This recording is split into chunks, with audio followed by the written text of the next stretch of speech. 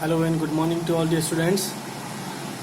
Physics में हमारा chapter चल रहा है force and laws of motion class 9th का। उसमें हमने प्रीवियस लेक्चर के अंदर न्यूटन के सेकंड लॉ के बारे में बात की थी, मोमेंटम के बारे में बात की थी। इस चैप्टर में हम मोमेंटम के क्वेश्चन करेंगे, उसके साथ में हम न्यूटन का थर्ड लॉ पढ़ेंगे और उसके बाद मोमेंटम कंजर्वेशन की बात करेंगे। उससे पहले बेसिक जो न्यूमेरिकल है जो कि आते हैं मोमेंटम पर, वो देख लेते हैं। When a ball of mass m kg strikes a wall with a speed of u meter per second and rebounds at the same speed, then find the change in momentum। देखिए एक ball है भाई, इस तरह की कोई ball है। अब कोई एक बॉल है, उसको हमने इस बॉल पे इस तरह स्ट्राइक करवाया, ठीक है। अब वो स्टार्टिंग में सपोज u वेलोसिटी से जा रही है और इसका मास हमको m गिवन है, ठीक है।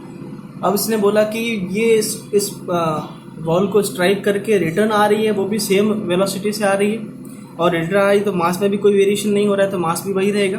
तो जब जा रही है तब भी वेलोसिटी वही है और आ रही है तब भी वेलोसिटी वही है, लेकिन मास दोनों का तो सेम ही है। अब बात यह है कि अगर क्या हमने ये सही लिखा है, क्योंकि मास तो एक स्केलर क्वांटिटी है लेकिन जो वेलोसिटी है वो एक वेक्टर क्वांटिटी है। इसलिए अगर आपने एक डायरेक्शन को इसको पॉजिटिव माना है तो इस डायरेक्शन को नेगेटिव मानेंगे। इसलिए अगर जो वेलोसिटी से स्ट्राइक कर रहा है वो अगर प्लस यू है तो जिस वेलोसिटी से वापस आएगा वो माइनस यू होगा कि नहीं होगा, समझ रहे बात को। सो ये वेलोसिटी क्या आ जाएगी, ऐसे मानिए आप माइनस यू हो जाएगा, या इसको आप प्लस यू लिख सकते हैं क्योंकि माइनस डायरेक्शन को शो करता है, ठीक है। सो फर्स्ट मोमेंटम की हम बात करें कि भाई पहले वाले के लिए मोमेंटम क्या होगा, जब जा रहा है तब मोमेंटम क्या होगा, m is equal to p is equal to m into u, clear. अब जब रिटर्न आ रहा है तब हम बात करें कि मोमेंटम क्या हो गया, P2 क्या होगा। अब P2 मोमेंटम की बात करें तो मास तो वही है और वेलोसिटी क्या हो जाएगा, minus u, clear. So P2 is equal to क्या हो जाएगा, m माइनस एम यू, ठीक है। P1 आ गया और P2 आ गया। हमको पूछा है change in momentum. Change in momentum को डेल्टा P से लिखते हैं। डेल्टा साइन है जिसको हम किसी भी जगह पर चेंज लिखने के लिए शो करते हैं, तो delta P is equal to change in momentum is equal to P2 minus P1। P2 कितना आया, माइनस एम यू, और P1 कितना है, माइनस और प्लस एम यू P1 है। तो माइनस का साइन तो जो फॉर्मूले में था वो हमने लिखा है। तो कुल मिला के हमारा जो डिफरेंस आया मोमेंटम का वो कितना है, -2u, ठीक है। बस यही सिंपल सा न्यूमेरिकल था।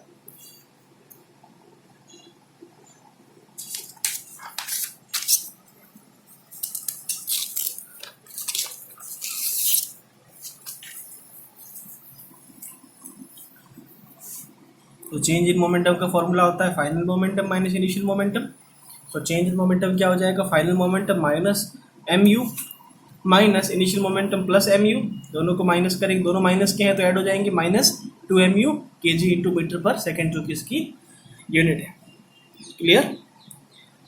Next question, a bullet of mass 100 gram is moving with a velocity of 15 metre पर second, calculate the momentum associated with the ball. एक बॉल है जिसका मास दे रखा है 100 ग्राम का और कुछ वेलोसिटी 15 मीटर पर सेकंड से जा रहा है, उसका मोमेंटम कैलकुलेट करना है। बहुत सिंपल क्वेश्चन। मोमेंटम का डायरेक्ट फार्मूला होता है मास इंटू वेलोसिटी, लेकिन यहाँ पे ध्यान रखना है यूनिट्स का। आपको कौन कौन से सिस्टम के अंदर यूनिट दे रखी है, आपको सभी को एक सिस्टम के अंदर लाना होता है, हमेशा हमने बात की है। जैसे कि यहाँ पर 15 मीटर पर सेकेंड की बात करूँ तो ये MKS की यूनिट है, ऐसा यूनिट है, जबकि जो 100 ग्राम है वो CGS की यूनिट है। तो किसी भी एक को किसी दूसरे में कन्वर्ट करो, हम हमेशा MKS के अंदर चीज़ों को कन्वर्ट करते हैं। तो 100 ग्राम को अगर मैं kg में कन्वर्ट करूंगा तो कैसे कन्वर्ट करूंगा, 100 ग्राम डिवाइड बाय 1000 kg, भाई 1 gram is equal to 1/1000 kg होता है कि नहीं होता। सो 1/1000 से डिवाइड कर दूंगा तो 0.1 kg मेरा मास आ जाएगा। उस बुलेट का वेलोसिटी है 15 मीटर पर सेकेंड। सो मोमेंटम क्या हो जाएगा, mass into velocity 0.1 into 15 is equal to 1.5 kg metre पर सेकेंड, क्लियर। बहुत ही आसान क्वेश्चन, डायरेक्ट मोमेंटम पे बेस करवा रहे हैं अभी, ठीक है। नेक्स्ट क्वेश्चन है, a force F1 acting on a body of 2 kg produces an acceleration of 2.5 metre पर second square. And other force F2 acting on the another body of mass 5 kg produces an acceleration of 2 metre पर second square. Find the ratio of F2 by F1। भाई दो तरह के force हैं, एक force बोला है कि भाई किसी बॉडी पे लग रहा है, वो फोर्स को नाम F1 दिया है, उसके लिए मास दे रखा है और एक्सेलरेशन दे रखा है। सेकंड फोर्स किसी दूसरी बॉडी पे लग रहा है, दो अलग अलग बॉडी है तो ठीक है, उसका मास हमको दे रखा है, उसका मास दे रखा है 5 kg और उसका एक्सेलरेशन दे रखा है। ऐसे ऐसे समझिए आप कि दो ऑब्जेक्ट दे रखे हैं। ये ऑब्जेक्ट फर्स्ट दे रखा है, इसके ऊपर F1 फोर्स लग रहा है, ठीक है। F1 फोर्स लगने की वजह से इसका एक्सेलरेशन आ रहा है 2.5 मीटर पर सेकंड स्क्वायर और इसका मास दिया है आपको 2 kg का।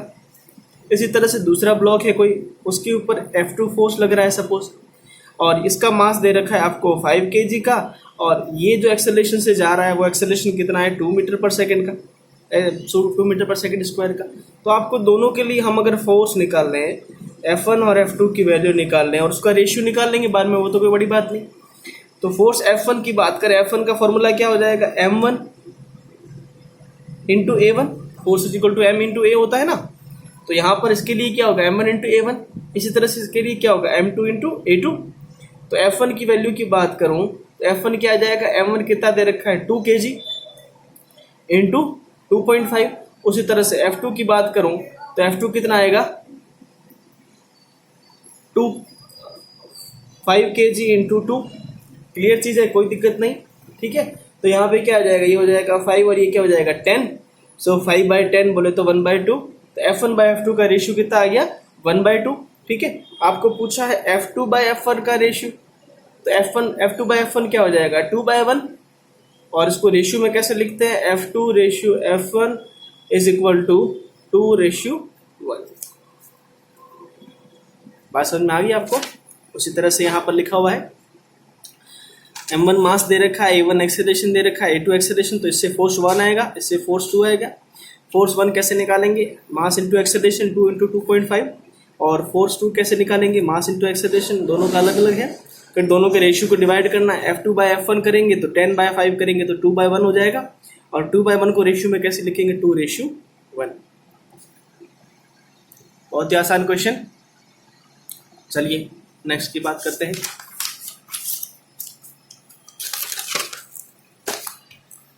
नेक्स्ट क्वेश्चन में बोला है a force of 20 Newton acting on a mass m1 produces an acceleration of 4 meter per second square. The same force is applied on the mass m2, then the acceleration produces is 0.5 meter per second square.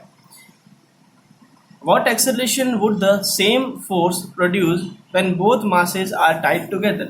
देखिए किस तरह से कह रहा है, ये कह रहा है कि भाई दो ब्लॉक है, कोई दो मासेस है, एक मास है m1 और दूसरा मास है m2, ठीक है। अब इन दोनों के ऊपर हमने सिमिलर फोर्स अप्लाई किया, मतलब दोनों के ऊपर सेम फोर्स अप्लाई किया, मान लेते हैं F फोर्स है, ठीक है। अब जब इसके m1 के ऊपर हमने F फोर्स अप्लाई किया तो इसका जो एक्सेलरेशन आ रहा है वो 4 मीटर पर सेकंड स्क्वायर आ रहा है।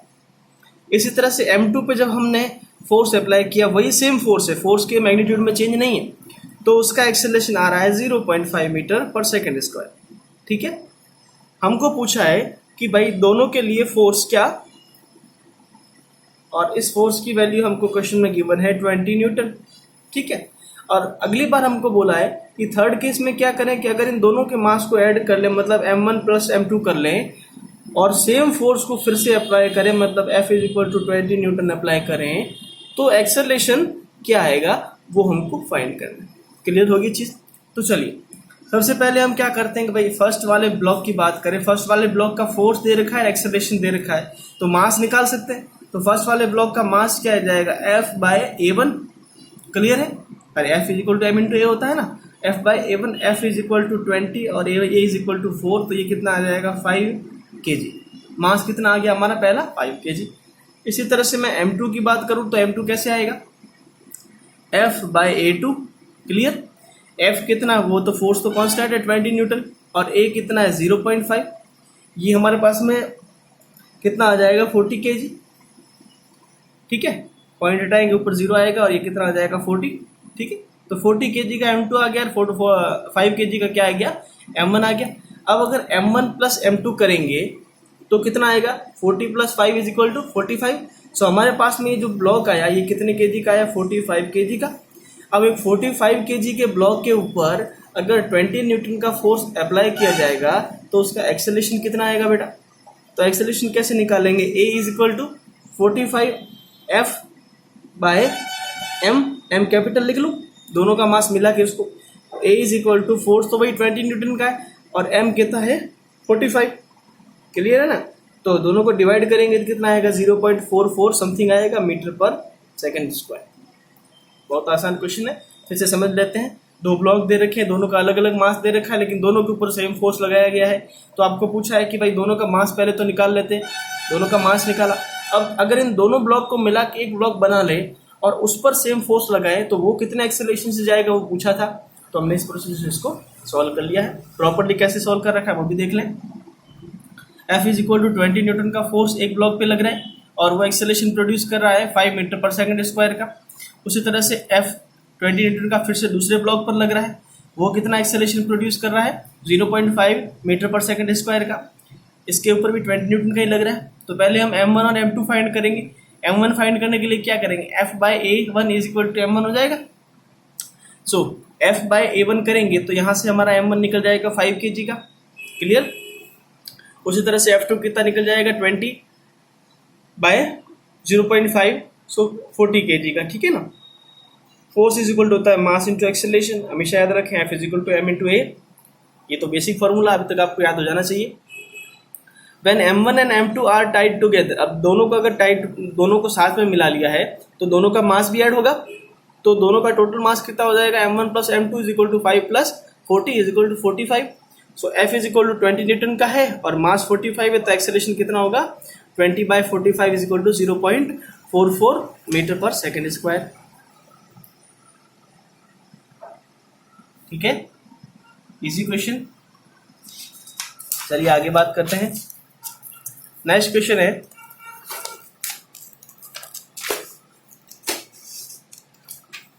find the time in which the force of 20 Newton produces a change of momentum of 0.5 kg metre पर सेकेंड स्क्वायर।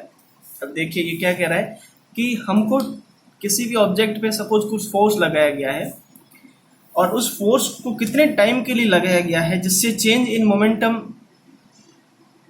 मोमेंटम कितना आ रहा है 0.4 kg इंटू मीटर पर सेकेंड, ठीक है। जैसे आप ऐसे मानिए कि भाई एक ऑब्जेक्ट है, उसका कुछ मास है, सपोज m मास मान लेते हैं, इसके ऊपर एक फोर्स अप्लाई किया गया है 2 न्यूटन का, ठीक है। तो इसके मोमेंटम के अंदर जो चेंज आ रहा है, चेंज इन मोमेंटम बोला है, ध्यान से पढ़े चीज को, मोमेंटम नहीं दे रखा है, चेंज इन मोमेंटम दे रखा है। चेंज इन मोमेंटम क्या होता है, चेंज इन मोमेंटम बोले तो डेल्टा पी बोले तो P2 माइनस P1 आपको गिवन है।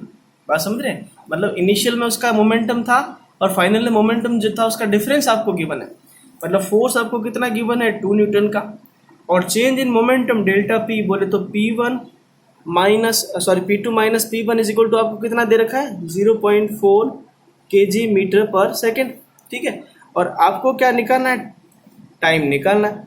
अब याद कीजिए फोर्स और मोमेंटम चेंज में क्या रिलेशन होता है, तो force is equal to change in momentum with respect to time, यही तो न्यूटन का सेकंड लॉ है।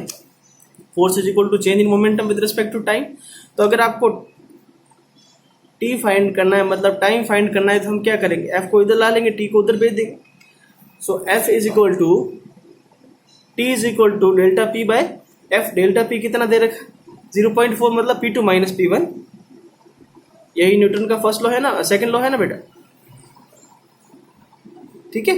तो 0.4 डिवाइड बाय फोर्स कितना दे रखा है 2 न्यूटन का, फाइंड करेंगे तो हमारे पास आंसर कितना आ जाएगा 0.25 सेकेंड। क्लियर, बहुत ही आसान क्वेश्चन।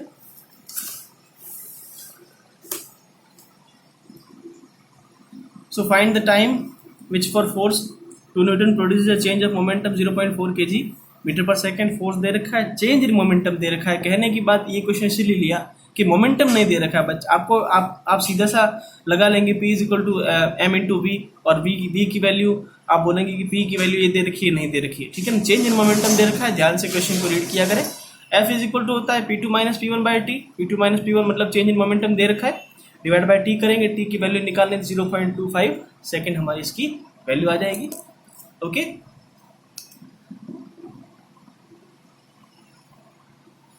सो अगले लेक्चर में हम लोग न्यूटन के थर्ड लॉ की बात करेंगे एंड आगे कंजर्वेशन ऑफ मोमेंटम के लॉ की भी हम बात करेंगे। Thank you.